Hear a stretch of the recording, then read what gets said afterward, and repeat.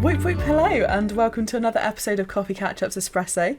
I'm Amelia, I'm here with Tanya and we are from Coffee Catch-Ups podcast.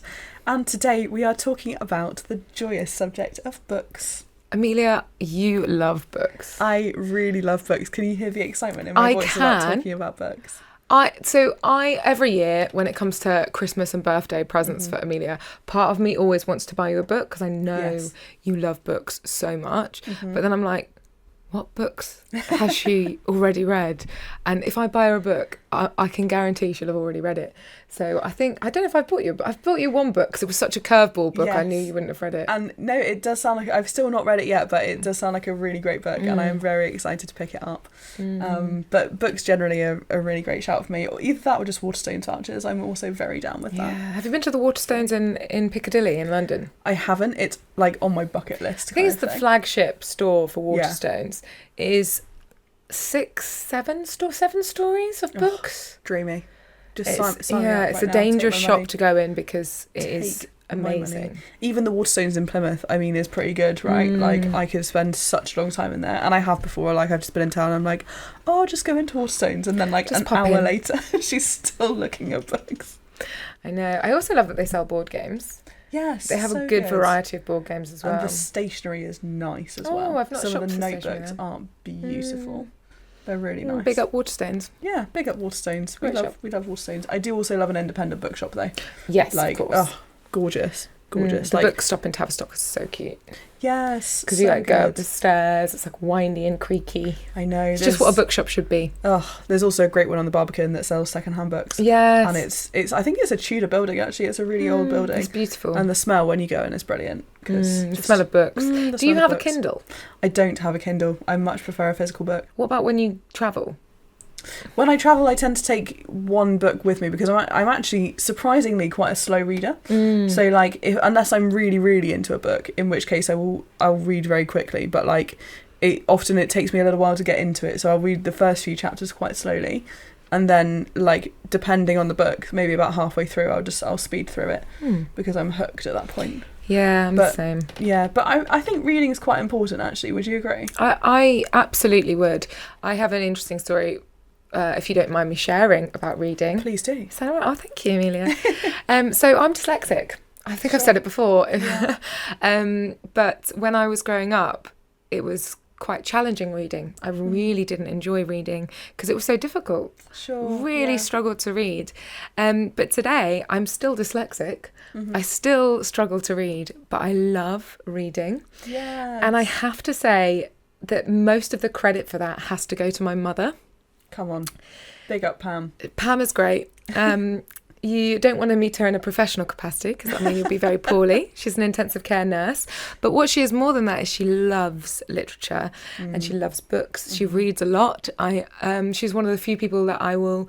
any book recommendation she gives me, I will take seriously because she's so good and she knows her stuff. Now, when I was a kid, of course... she knew that I was struggling with reading, and so what she would do is she basically got me and my brother interested in stories. Love it, yeah. And to fall in love with stories. So she would read us stories, and she would basically encourage us to be imaginative and creative. And so the way to hear the story was to read. And so for me, when she was reading to me, she would ask me to read a page and then she would read the rest of the chapter. And that would create this wanting to hear what happened next. I love that.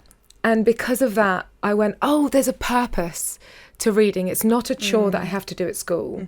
It's not something I can't do.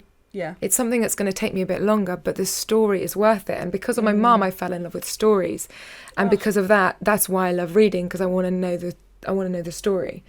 That's so beautiful. And I was so proud because my teachers didn't think I would do very well at school in English, and I ended up taking English all the way to A-level and got the top grades. And yeah, I think I have a lot to thank her for. And I think if you are listening and you are dyslexic, don't let it put you off reading, because although it probably will take you, maybe it takes me about 5 times longer than most people to read a book, that's not the point. No. the point is the journey and the world you can go into whilst reading. Oh, I love that so much. Thank you for sharing that. I feel like Amelia's about to cry. I'm actually really emotional right now. That's so lovely. And I think like that's what I love about that is like hearing about people who instill a love of reading in others, because I think reading is so I just think it's magical. Like I love reading fiction. I know some people prefer non-fiction, in which case huge respect to you. I don't, but like I just, it's escapism, and it's like it's discovery, and you can visit so many worlds, but it also expands your horizons in such a big way that you don't necessarily get with other things, other forms of entertainment. And I think like, you know, actually you can visit worlds, whether those worlds are real or imagined. Like, you know, like you can go to Middle Earth, or you can go to Hogwarts, or wherever you want to go. Or, you know, to a different country if you're reading travel writing, like that, all of this. And I think it's so kind of like important to expand your horizons and like let your imagination run wild. And the thing about imagination is key, because I think in today's society you could go, well, I'll just watch a film, I don't need to read. If I like stories, I'll just watch a film. But actually the detail in a book and the way you can get inside somebody's head is it's a different art form to film. Yes. I remember really realising this with The Hunger Games. Yes. Because The Hunger Games, the books, I loved. They are written like a soap opera in the sense of they always finish, every chapter is finished on a cliffhanger. So which makes it great for you reading, but less great for you putting the book down and go to bed. And the story is the main character, Katniss, it's from her perspective, so you find out her thoughts, how she feels on everything, and she's such an interesting character, and it's really fascinating. The film is great. I think they did a great job on the film, but you don't get her perspective in the same way, because the actress is doing a fantastic job, but you don't get that real insight into the mind like you do in a book. So you know, they both have a different role, and films are amazing as well, but books really create an imagination and understanding in a way that a film sometimes can't. And that's why they still have a place in modern day society, and that's why they're actually one of the few stores on the high street that don't close. So true. If you think more and more shops close and become online, actually bookstores, people still want to go in and feel the book. There's something about it. I love that. Talking about books in the way that we were, I really love kind of what we were saying about being able to kind of broaden your horizons and escape into a different world. I think, okay, well, firstly, my question to you actually is a bit of a silly one, but like, if you could visit any fantasy world, where would you go? Oh, that's such an interesting question. My heart's going Lord of the Rings because I knew you were going to say that. I know, it's so predictable. But also, I loved C.S. Lewis as a child. So part of me would want to go to Narnia, because I feel like that would be safer than Lord of the Rings. I'm not sure I would want to get into a fight with a load of Uruk-hai. No thanks. So I think that would be quite nice. In fact, to be honest, I would quite like to have a superpower to dip into the world of a book and then leave. Oh my gosh. Leaving would be very important as well. Because I think it would. Well, yeah, it does depend on the world. But like, I'd love to pop into a Jane Austen for a bit and just do that for a bit and then come out, you know. That would be fun. I think that would be fun. Certain other books, I don't want to go to 1984 or Animal Farm. No thanks. No, all well, like, thank you. I think I can't remember who I was talking about this with the other day, but they were like, oh yeah, I'd go to Westeros, I think Game of Thrones, and I'm like, are you insane? Everyone dies in Westeros, and like really quite violent deaths. Just for a day trip, maybe. Day trip as an observer. Just have that like the press wearing Warzones, like. Oh yeah, just reporting. No, please don't shoot me. What about you? Where would you go? Where would I go? I think I mean Middle Earth is also my kind of like my go-to. I would just take me to Rivendell or the Shire. Like I would thrive in or that Lothlorien. kind of environment. Or Lothlorien. Ugh, gorgeous. The trees. So pretty. It just seems so magical. But I think like all of that, I just love, again, what we were saying about imagination, and kind of you can put so much into that. And what I really love when I'm watching film or television adaptations of books is seeing something and go, that's exactly how I imagined it, and seeing it brought to life. Like I've been watching The Leopard recently, which is a historical drama. It's on Netflix. It's made in Italian, but I'm watching it dubbed into English. And I read the book last year before I saw the series, and the Villa Selina in the series is exactly how I imagined it from the book. Which was really, really nice to see. I have that sometimes in reverse. Oh, really? Where I'm really nervous to watch something because I love the book. So I love the book of... Have you read All the Light We Cannot See? Yes. I loved that book. I actually read that book during COVID. It was one of my COVID books. Sure. I did so much reading in COVID with all the extra time. Yeah. And that was nice. But when the Netflix series came out, everyone was like raving about it and saying it was amazing, and I actually still have not watched it and I'm not going to, because I love the book so much and I know what the world I picture is, that I actually don't need to watch the books. Watch the books, watch the film. Watch the film.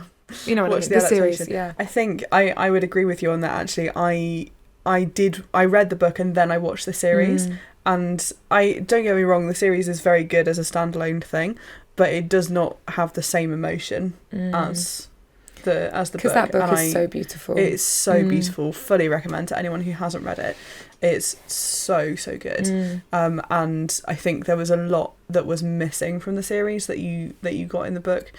And yeah, I think the book, there's more of a, like, I think the adaptation naturally brings out more of the immediate tension and kind of the suddenly this happens, but I would say in the book you can feel that growing. Yeah, tension. it's just different tool, isn't it? It's all different art forms. Like as an actor, I think it's fascinating the difference between film and theatre, the difference between all different art forms and ways of telling a story, the difference between music telling a story and dance telling a story and theatre and poetry, and they all have their own place. But yeah, I think I come back to the story and the journey, and each one you can explore in a different way, because there's something lovely about film as well that can capture things that you wouldn't necessarily have got yourself. So good. Lord of the Rings, the way they did Minas Tirith was exactly how I pictured it in the book. Yeah, so yeah, good. 100%.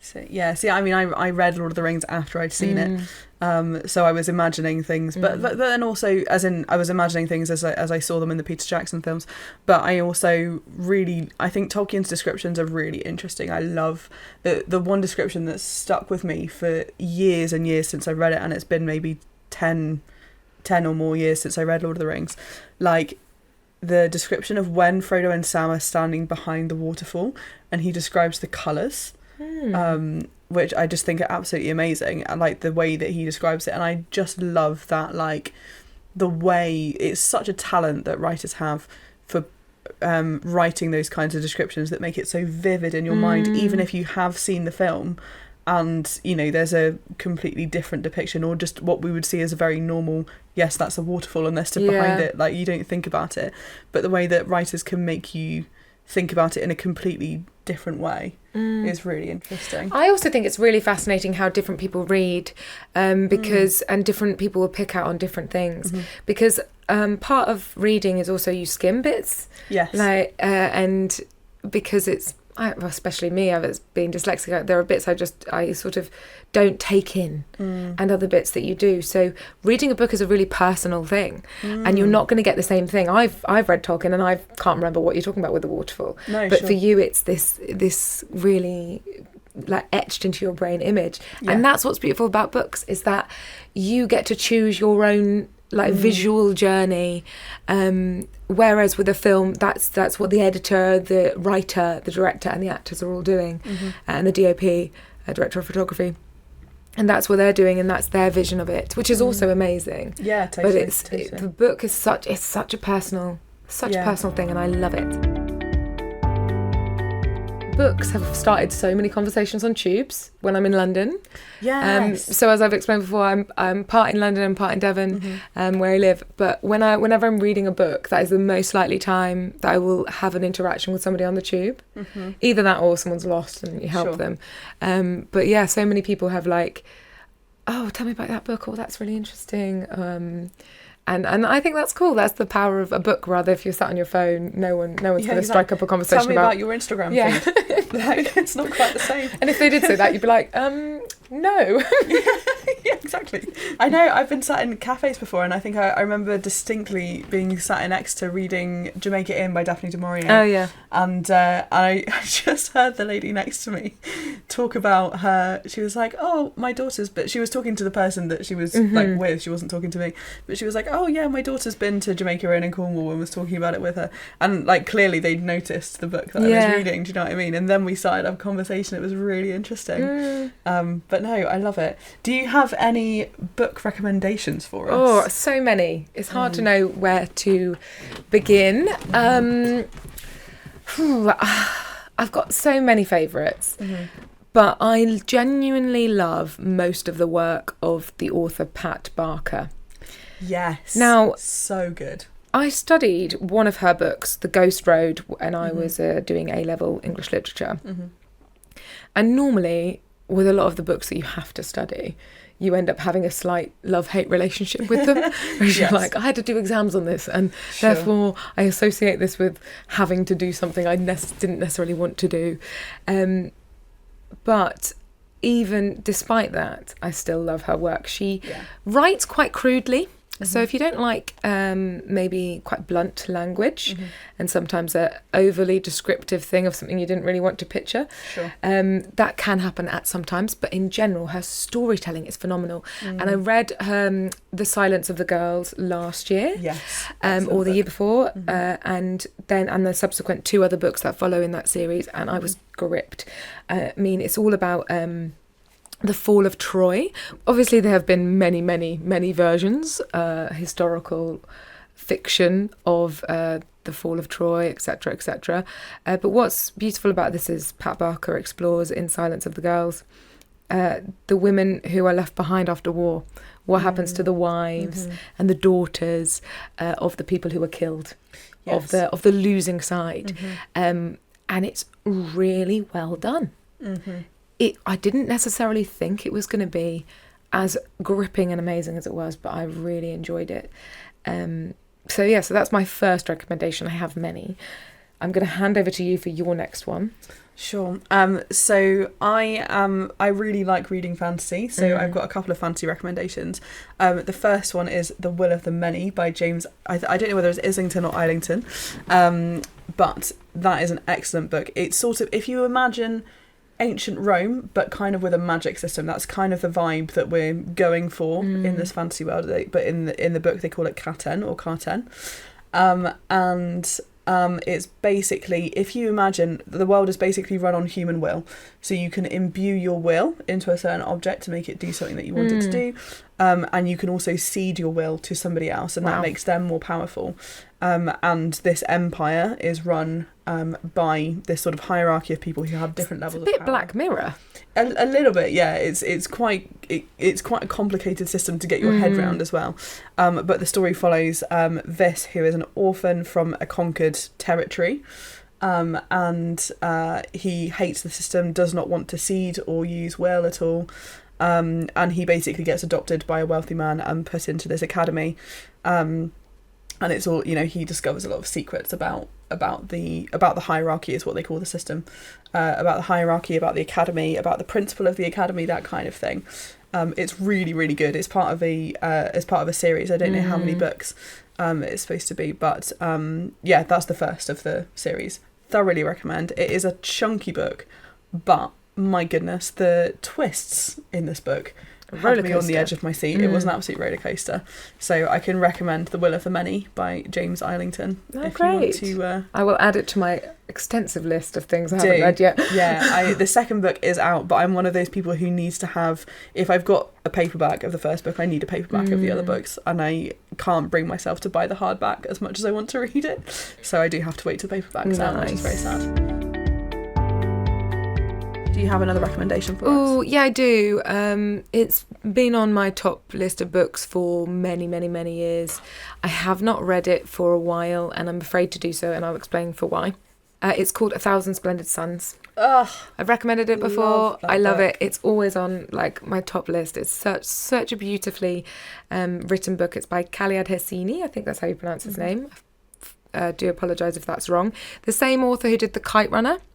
You may know that one's been made into a movie. Mm-hmm. Also a very good book. A great book. But A Thousand Splendid Suns is from two female characters' perspective about living in Afghanistan. And it covers the sort of from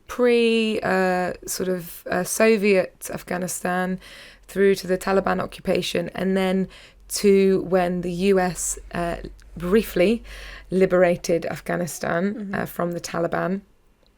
It's not a true story, but it's set in true events, but it's fictionalized, and it is very sad at times and dark, and you find yourself going, oh my goodness, wow, how are they going to get out of this situation? This is awful. There's no hope here, but it does have a lot of joy and hope within the book, even though it can be quite heavy, but also for me it made me learn more about Afghanistan and the history of Afghanistan. When I first read it, I realised I didn't know a huge amount. I knew sort of the basics, the brushstrokes, and that's what I quite enjoy about novels of subject areas. I go, oh my goodness, I didn't know this. I must find out more.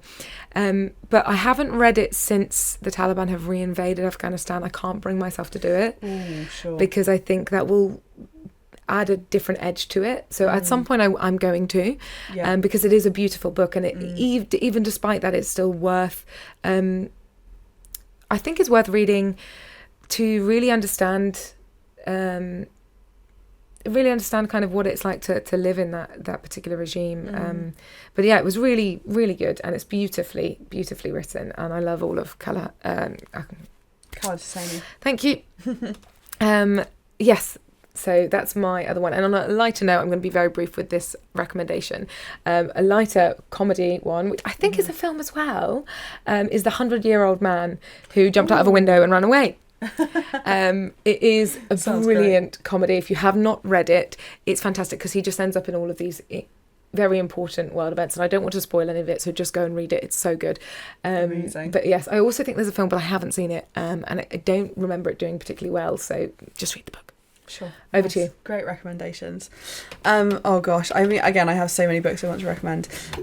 I'll do a brief one, and then I'll talk about one a little bit more in depth. The brief one I want to recommend is Throne of Glass by Sarah J Maas, and oh my goodness, absolutely loved this. It is an 8-book young adult fantasy series.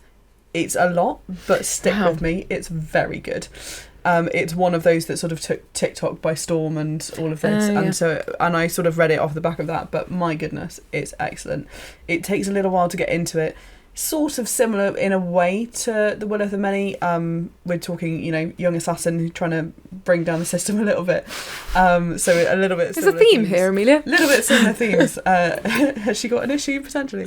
But no, it's amazing, and there's so much about sort of like this main character discovering who she is.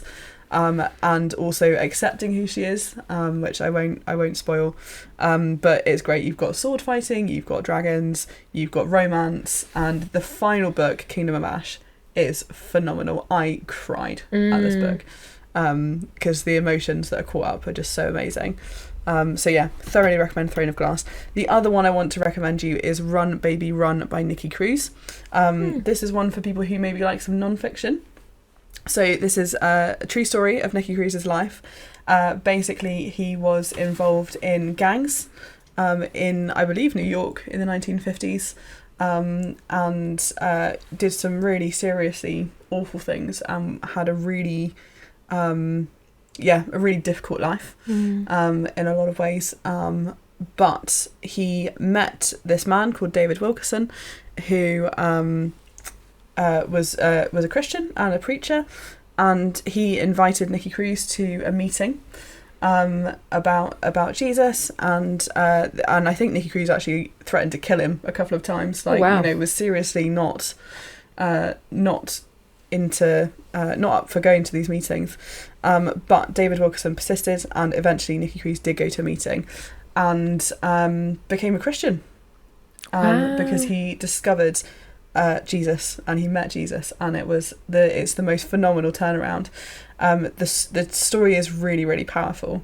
And I remember I was reading it. I was on holiday in Croatia, and I was by myself, and I took this book, and I was in a bit of a reading slump. Actually, I hadn't read properly for a really long time, and this book got me back into reading. Yes, it's so good. That does happen, doesn't it? You kind of comes in waves. Mm-hmm. But I couldn't stop reading it because just reading it, this person's personal experience of that like really crazy, just 180 turn of coming from a life of serious violence to discovering who Jesus is and turning his life around.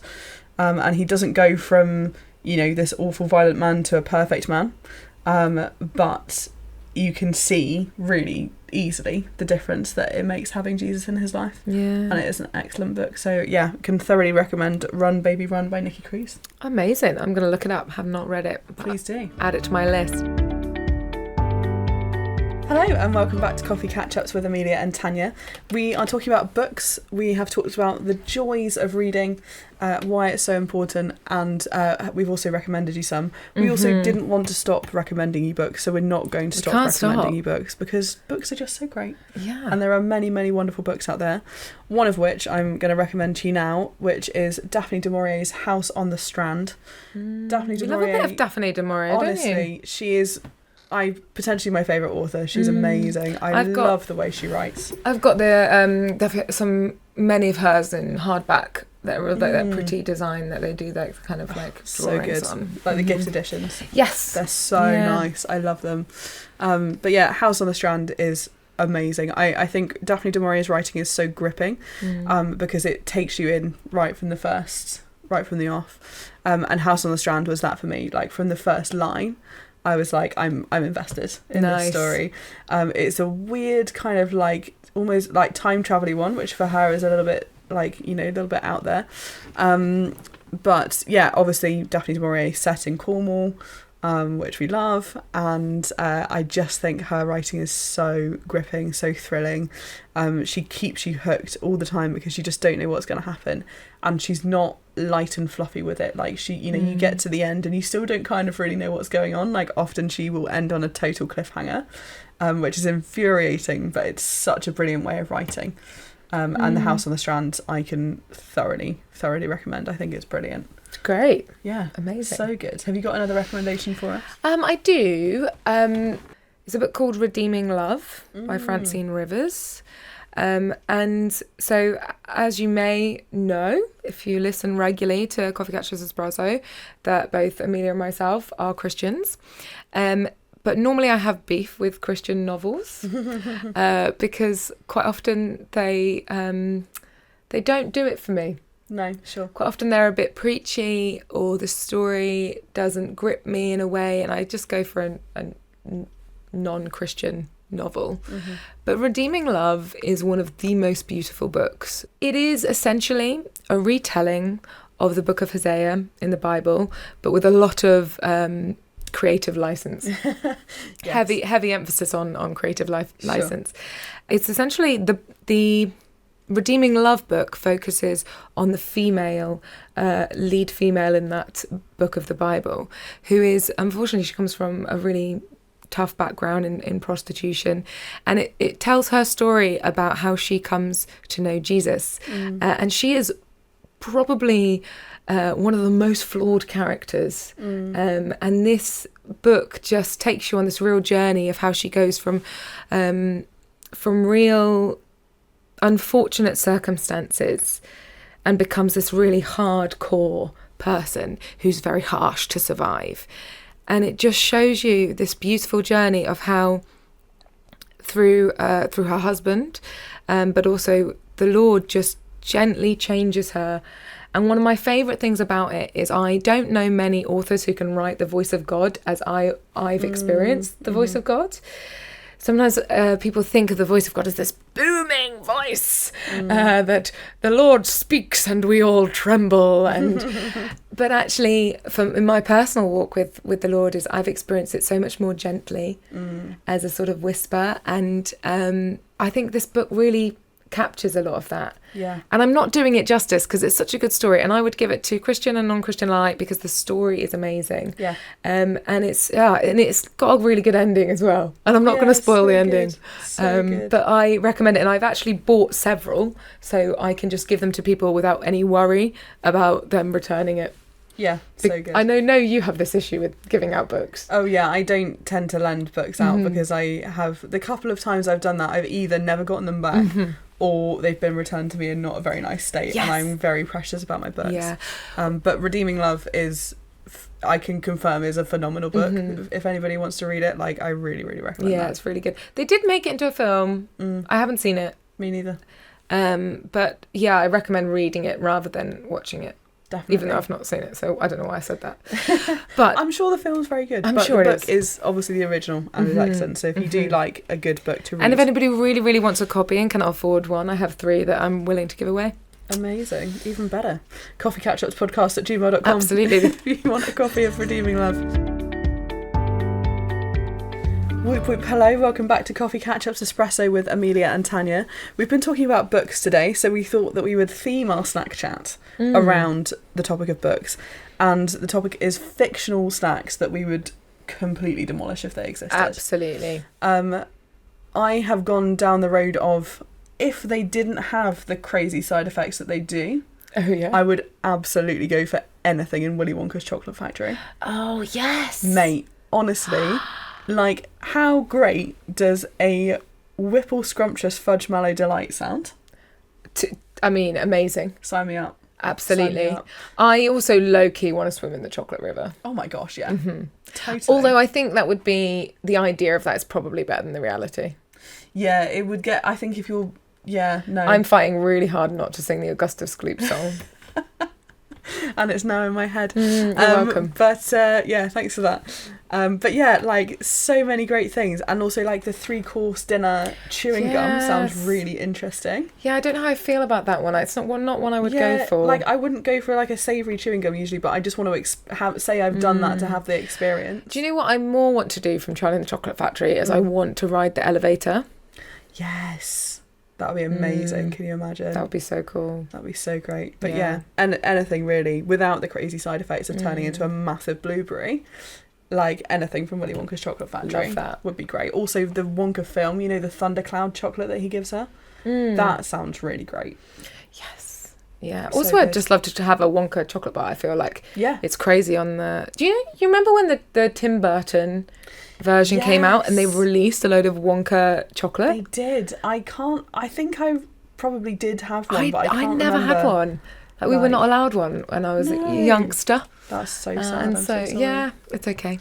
I think they were also doing golden tickets, and I can't remember what they were for. They were, yeah. I can't remember what they were for. But what a that was throwback! oh my gosh, that's yeah. a new memory unlocked. I had gonna no say, idea. Crazy. What would you have? What's your fictional snack? Fictional snack. Now, I don't know if this would be nice, but I want to try it.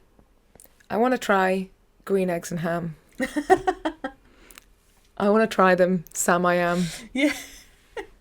Now, my brother is called Sam, and this was his favourite Dr. Seuss book, Green Eggs and Ham, and Brilliant. so we would just always hear him saying it, and it would be read to us a lot. So, I mean, the obsession with Green Eggs and Ham and the insistence that he try Green Eggs and Ham makes me think that I'm missing out and I should try Green Eggs and Ham. I feel like you could probably do it with some kind of, like, if you got involved with food colouring and stuff, I reckon you could probably manage it. Can I try them on a train? That's the question. I don't know. I don't know. I'm going to stop because I will. If you know the answer to that question, we are coffeecatchupspodcast@gmail.com. Always a plug. Always a plug. I don't know how to finish that other than on that note. Thank you so much for listening to Coffee Catch-Ups Espresso. We'll be back at the same time next week, so we will see you then.